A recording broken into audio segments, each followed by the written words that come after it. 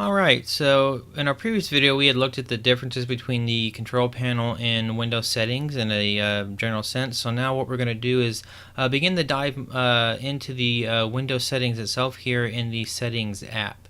So we're going to start with going through the system options.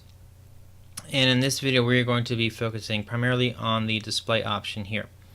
And so what this allows you to do is to control how your monitors are set up and displaying on your system. So as you can see, I currently have 3 monitors set up on my computer here. I have 1 monitor on top, and then as you can see, then 2 on the bottom. So the quickest way to basically determine what monitor is where is you can hit the identify, and the number here that you see will also be the number that shows up on the screen.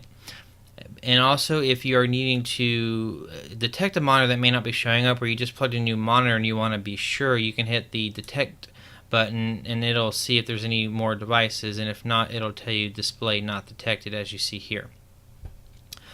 So going through some additional of the options here, we will come back and discuss color momentarily. So the scale and layout, so normally you will not need to adjust the scaling here. You're gonna probably mess with this more if you have like a high resolution device. So for example, like the Microsoft Surface product line, they do have the high capacity monitors.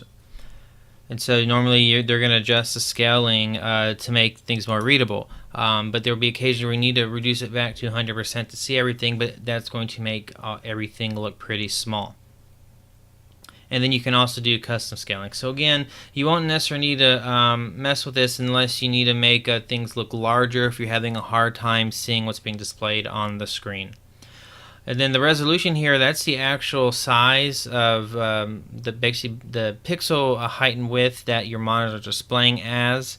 And what's usually the recommended is going to be what's the default for your monitor. So as you can see, my main monitor here that's currently selected, as you see it's set to make this display the main, is at 1920 by 1080. And if we click to all my others, they are all set the same. So if you're having a multi-monitor setup, ideally if they're going to be all about the same, the resolution should be the same, but regardless, it will default to what's going to be best for the monitor. But again, you can adjust that as well and see all your options here. And then, of course, your default orientation will be landscape, especially for widescreen. But if you wanted to tilt it, kind of have more of a long view, you can change it to portrait. You can also do flipped options as well.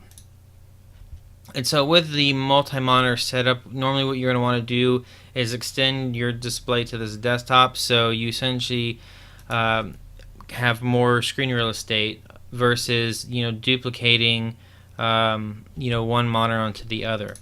And then, or if you wanted to make another monitor your main one, where you'll see the difference in the taskbar here, is you'll check to make it the main display. So coming back to the color, in what Microsoft is calling the Nightlight here, this is where it'll adjust the hue of the color spectrum on your monitor. So let's go into the Nightlight settings and take a look. So basically it's going to adjust the color temperature at night to have less blue, because that's supposed to make it where it'll be less obtrusive and a lot easier on your eyes at night, and make it easier to then subsequently fall asleep when you're ready to go to bed. So we'll turn that on so you can kind of see how that changes the spectrum of the light on the monitors. So we're going to turn that off, and I actually have a program here called Flux that pretty much does the same thing but is more advanced, and you can kind of see the scale I have set. So if you're interested to learn more about that, leave a comment, a question, respond to the video survey, and if there's enough interest, I will definitely make y'all a video on that as well. So that is basically it for our display settings. In our next video, we will move on to looking at notifications and actions.